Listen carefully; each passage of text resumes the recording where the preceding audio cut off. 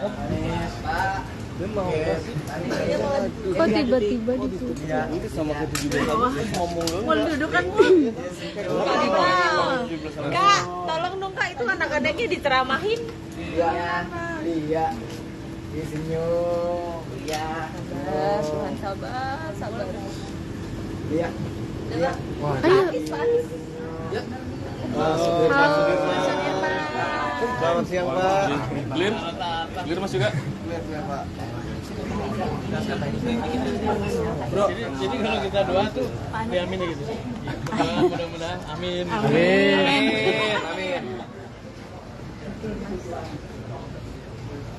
Gimana Pak? Gimana?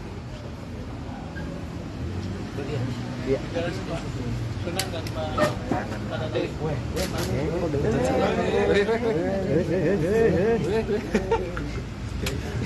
Kumpur Pak. Iya.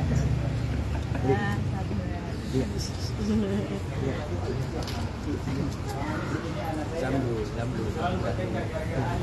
Panggilnya salah. Ya. Bang bukanya Bang ada. Ya Bang, panas sih Pak. Buka aja nggak apa? Oke, sudah lah. Sebenarnya bulan apa udah minta?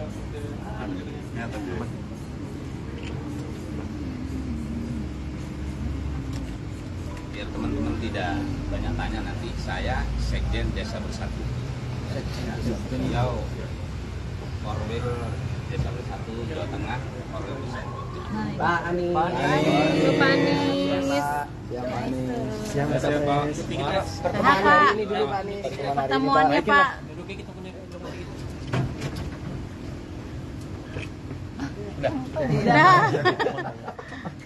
Jadi alhamdulillah siang hari ini kami barusan selesai menyambut teman-teman dari gerakan Desa Bersama.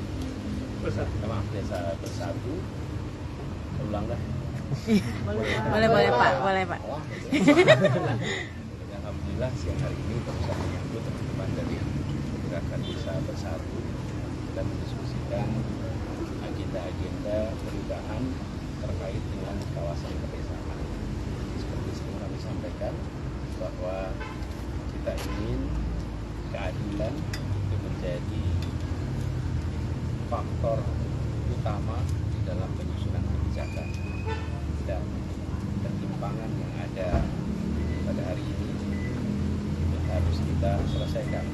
Ketimpangan ini bukan hasil kebijakan tahun 2 tahun atau 1-2 periode presiden, tapi ini adalah perjalanan panjang bangsa selama lebih dari 70 tahun yang itu harus dikoreksi, lalu proses penyelesaiannya pun perlu waktu, tapi harus dimulai. Nah, kami melihat tahun 2024 ini kesempatan untuk memulai mengkoreksi ketimpangan sehingga hidup di desa dan hidup di kota punya kesetaraan, kesempatan untuk merasakan kemajuan, merasakan kesejahteraan.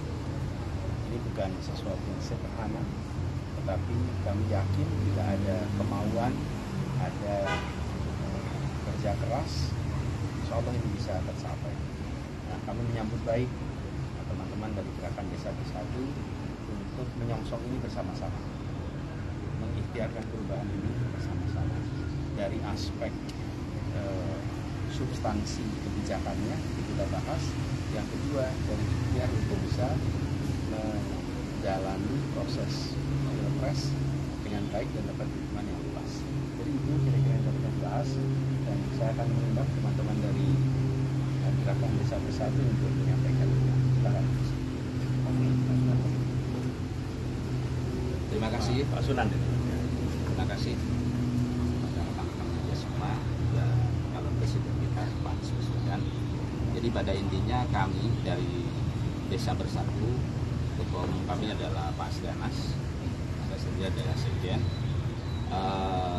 sudah berkomitmen bahwa pilihan kita dari seluruh stakeholder desa di dalam mengawal mimpi besar desa mencapai peradabannya di masa yang akan datang, kita sepakat untuk mendukung Pak Anies Baswedan sebagai calon presiden 2024.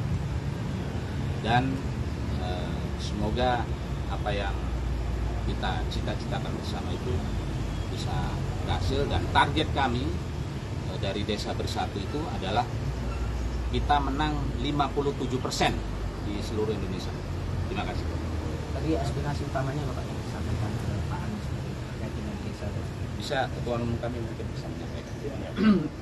Terima kasih.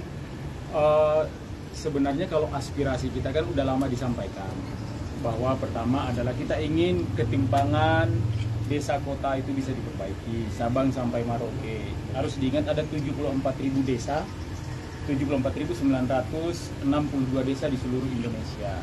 Kemudian kita merasakan bahwa butuh agregasi, butuh perubahan yang luar biasa, dan kami kan sesungguhnya Desa Bersatu udah berinteraksi juga dengan seluruh calon presiden, dan kami udah mengambil kesimpulan hanya Anies dan Muhaimin Iskandar yang bisa melakukan perubahan ini, terutama untuk menjaga kedaulatan desa, meningkatkan kesejahteraan desa, dan memajukan desa di seluruh Indonesia. Kami sangat percaya itu, dan kami akan buktikan. Pak Anies punya konsep yang luar biasa, punya rekam jejak yang luar biasa. Kemudian Pak Muhaimin yang punya pengalaman bekerja di desa, rasanya inilah pasangan yang luar biasa dan didambakan oleh seluruh penggerak desa di seluruh Indonesia. Jadi kalau Desa Bersatu ini dari seluruh stakeholder penggerak desa, ada mantan kepala desa, ada mantan pendamping desa, kemudian ada mantan perangkat dan BPD desa, insya Allah akan bersatu. Target kita minimal 57% desa-desa di seluruh Indonesia. Pas Itu kira-kira. Pas dikit dalam pertemuan ini kan juga Cak Imin belakangan juga sering mendorong soal dana desa itu jadi 5M dan lain-lain ya, bersama dengan revisi undang-undang desa yang sedang berjalan di DPR hari ini. Apakah pertemuan tadi juga turut membahas soal itu, Pak? Termasuk aspirasi kita. Rasanya calon presiden dan calon wakil presiden kita udah bisa menangkap itu. Dan kami Desa Bersatu untuk revisi undang-undang desa memang terlibat penuh. Kami sudah memasukkan 13 poin utama dalam rangka perubahan undang-undang desa. Dan kami alhamdulillah karena Pak calon presiden kita juga berkomitmen mendorong revisi undang-undang desa itu dalam rangka sekali lagi untuk kesejahteraan, untuk kemajuan desa di seluruh Indonesia. Kan gitu. Intinya mohon didoakan, insya Allah desa-desa di seluruh Indonesia lah kami bertekad untuk memenangkan. Amin. Pak Anies, kalau kita lihat kan hari ini dukungan semakin banyak nih Pak, Pak Anies. Tapi kemarin kita lihat bahwa PKS belum datang nih Pak ke acara di Nasdem bersama dengan PKB. Ini sebenarnya situasi komunikasi Pak Anies dengan teman-teman di PKS dan progresnya sekarang itu seperti apa sih Pak?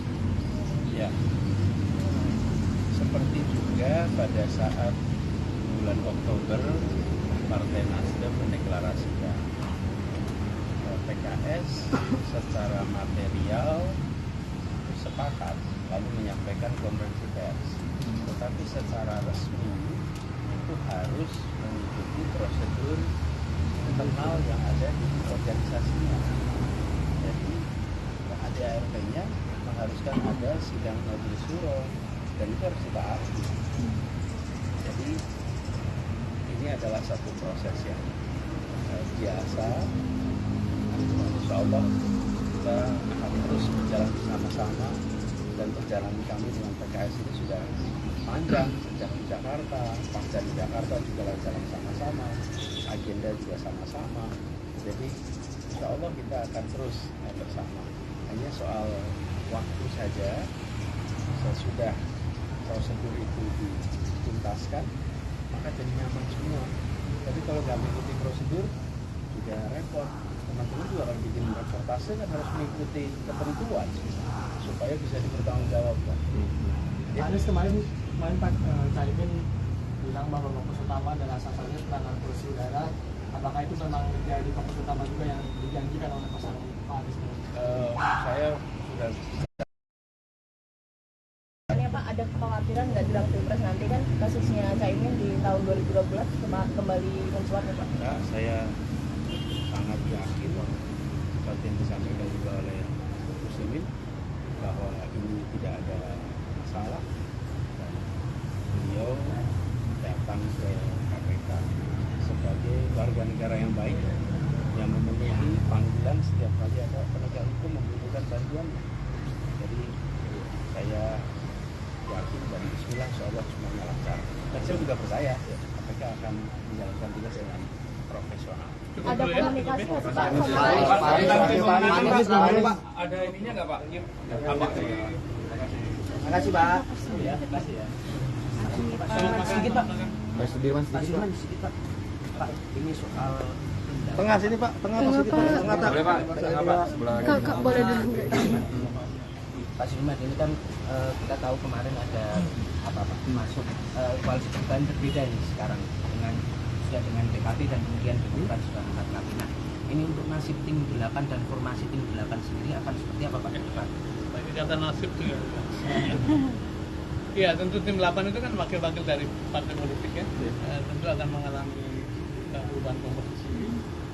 Tapi mungkin akan langsung diteruskan dengan persiapan tim nasional karena ada tim pemenangan. Karena kan sekarang secara syarat kan insya Allah sudah terpenuhi ya, sudah pasangan, jumlah kursi dan suara partai sudah cukup. Jadi mungkin setelah PKB menunjuk wakil dari menterinya masuk dalam komisi ini, insya Allah akan kita diskusikan lanjut menjadi atau bertransformasi menjadi tim pemenangan. Pak, Kapan ini, Pak? hasil konsolidasi Ya kita dalam diskusi. Pak, PKB mengatakan bahwa akan segera bertemu. Kemarin dari konsolidasi DPP Nasdem dengan KPP di DPP katanya udah ada nama-nama pemenangan. Bisa disampaikan? Nanti aja kali ya, kan itu wacana gitu, tapi nanti setelah diputuskan ya kita akan umumkan. PKB sendiri kan lagi mengatakan akan bertemu dengan PKS, tapi sebenarnya sudah ada jadwal keluar Pak, konsolidasi dua partai politik. Kan semua lah, baik Demokrat, PKS, kemudian PKB itu kan mereka juga berteman selama ini. Tidak ada halangan yang berarti. Jadi masalah schedule barangkali karena pada awal pekan ini Pak Boyamin kemarin kan ke luar kota kan, kemudian sekarang ada di KPK. Jadi begitu waktunya cocok, insya Allah akan ada pertemuan. Dan pertemuan itu tadi kan bilateral dengan Demokrat, dengan Nasdem, dengan PKB, mungkin nanti PKB dengan PKS, suatu ketika mungkin akan bertemu bersama-sama. Jadi ini proses sama dengan seperti yang dulu kita lakukan. Pak Dirman dikit dong Pak, ini soal Litbang Kompas nih terbaru kan bilang larinya pemilih NU itu ya Pak, tertinggi itu kan ke PDIP untuk partai gitu, dan untuk soal capres ini juga Pak Anies berdasarkan hasil Litbang Kompas terbaru nih terpaut cukup jauh dari Pak Ganjar dan Pak Prabowo nih. Tanggapannya dan strateginya gimana ya, khususnya setelah menggandeng Caimin jadi cawapres Pak? Saya terhadap hasil survei itu sama lah, punya mixed feeling, punya feeling yang campur-campur karena di satu sisi kalau kita mendapat angka kurang baik, ya kita jadikan cermin. Tapi sering bertanya juga, karena berkali-kali kan survei itu tidak selalu memotret situasi di grassroots terutama. Kami yakin sekali, kami optimis bahwa gelora di lapangan, di akar rumput itu sangat memberikan support pada, apalagi setelah kemarin deklarasi ya. Jadi insya Allah survei apapun itu kita jadikan cermin untuk menata ya, strateginya ya kita jalankan aja nanti, kan tidak perlu dijelaskan semuanya kan ya. Pak Sudirman, Gus Yahya kemarin mengatakan di hari yang sama dengan deklarasi bahwa tidak ada wakil yang merepresentasikan NU. Kemudian Mbak Yeni Wahid ke Pak Prabowo semalam. Nah, seberapa jauh pasangan Anies Muhaimin ini yakin bahwa suara PBNU itu masih bisa dirembuk untuk Pilpres 2024? Kan Pilpres ini memilih orang, pribadi-pribadi memilih orang. Karena itu benar kita punya dukungan-dukungan ormas apapun, tentu punya dukungan partai. Tapi pada akhirnya adalah orang memilih orang. Bahkan pemilih partai yang partai tidak mendukung Pak Anies pun dalam survei kan ada yang bergerak ke Pak Anies. Jadi kami menghargai sikap seluruh pemilih institusi, seluruh tokoh, dan inilah indahnya demokrasi. Tapi kita ingin berjuang terus untuk meyakinkan rakyat bahwa Pak Anies dan Pak Muhaimin adalah pilihan terbaik yang bisa kita tawarkan. Jadi insya Allah kita bisa kelola, dan tentu saja kita akan terus dukung mereka di Ya, Pak Sudirman sedikit dong Pak. Tadi kan ini tonnya positif ya Pak, pertemuan dengan desa ini. Berarti ini kan kalau merujuk ke RUU desa itu kan ada 2 poin besar ya Pak. Pertama soal naiknya anggaran desa, sama satu lagi soal perpanjangan masa jabatan. Berarti kalau dari Mas Anies sendiri itu bagaimana Pak? Apa setuju dengan poin-poin revisi kan itu? revisi itu kan sudah berlangsung lama. Jadi kita tidak ingin masuk ke dalam hal-hal yang seperti itu. Tapi konsep besarnya adalah bagaimana pembangunan desa itu bisa mempercepat mengatasi ketimpangan tadi yang dikatakan Pak. Yang kedua, kita ingin mendorong supaya ada kedaulatan dari kepala desa yang dana berapapun masuk, tapi kalau kemudian pengaturannya tidak menjadi kewenangan kepala desa sepenuhnya, itu juga yang repot. Dan itu yang sering membuat para kepala desa kena masalah hukum. Nah, kita ingin merubah itu.